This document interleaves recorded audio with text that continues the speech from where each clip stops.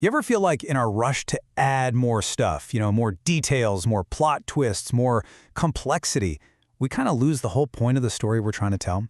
Well, today we're going to explore how this idea of less is more can totally change not just our writing, but even how we think about what success really means. And to kick things off, I've got a story that just sets the stage perfectly.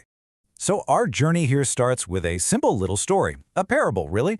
It's about two totally different ways of looking at life and work, and it's going to frame, well, pretty much everything we're talking about today. Okay, so picture this. You've got this successful businessman, probably on a vacation he desperately needs, and he's just sitting there on a beach, soaking up the slow, peaceful vibe of this small coastal town. And then, he sees a local fisherman rowing his small boat to shore. The boat's not much, but his catch? Wow! He's got a few really big, beautiful fish. And the businessman, well, he's definitely intrigued. So the businessman, his mind just instantly goes into business mode, right? He sees potential. He's thinking, hey, why don't you stay out longer and catch more fish? Simple math. But the fisherman's answer, it's so simple but so deep. He says, this is enough to feed my whole family. See, he's not thinking about getting the absolute most. He's thinking in terms of what's enough. So, what does he do with all that extra time? He just lives. I mean, he actually plays with his kids, takes a nap with his wife, and hangs out with his friends in the evening. His wealth isn't about the number of fish he catches. It's about how rich his actual day is. But the businessman, of course, he's a PhD in business management, so he sees a totally different path. He lays out this whole 5, 10, 15-year plan. Fish more, get bigger boats, start a company, move to the city. The whole shebang. It's this massive blueprint for growth that would completely change the fisherman's life. And the fisherman, he just listens to this whole grand plan. And then he asks this one simple question. And after that, and you can almost feel that question poking the little hole in the businessman's big, complicated blueprint. The businessman, he's not fazed. He gets even more excited. After that, he says, you go public, you float shares, you get rich. I mean, this is it, right? The big payoff. Financial freedom, you're a mogul. That's the end game in his world. And the fisherman, he just asks it again. And after that, the same simple question.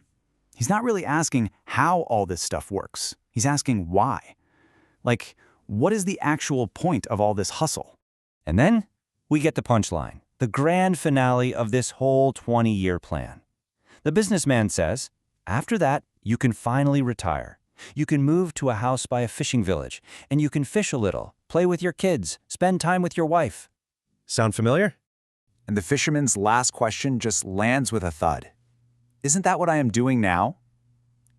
And it just hangs there, doesn't it? Why go through all that? I mean, building a huge, stressful empire, just to get back to the simple happiness you already have? It really makes you stop and think, what are we all really chasing? Okay, so what in the world does this have to do with writing? Well, it's actually the perfect metaphor for what we're talking about today, the minimalist writing mindset. Let's get into it. Now, this is super important. When we say minimalist writing, we're not talking about making your work empty or boring. It's actually the opposite. It's about getting rid of all the fluff, all the unnecessary stuff, so that what's really important, the feeling, the main idea, can pop and be crystal clear. And here you can see the two paths side by side. You can take the businessman's approach to your creative work, right? Always adding more, making it more complex, chasing some epic future reward. Or you can take the fisherman's approach. Focus on what's enough, find that simple, beautiful thing right in front of you and enjoy it for what it is. All right, so the philosophy makes sense, but how do you actually do it?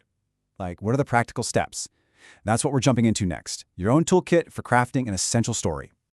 Okay, here's the toolkit. First up, find a small truth.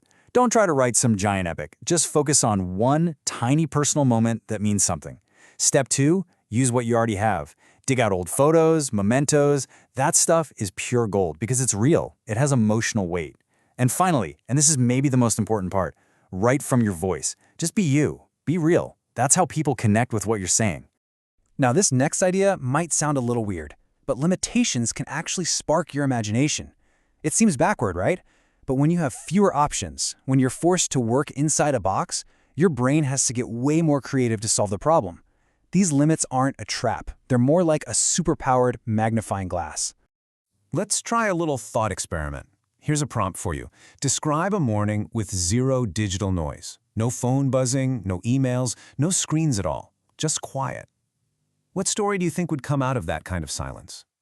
Really think about it for a second. With all the usual noise gone, what's the first thing your character would even notice? The sound of their own breathing? The way the dust motes dance in the sunlight? And how would that silence feel?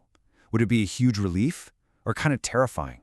What emotions start bubbling up when there's nothing there to distract you? See? That is minimalist storytelling right there. So, this all brings us right back to where we started.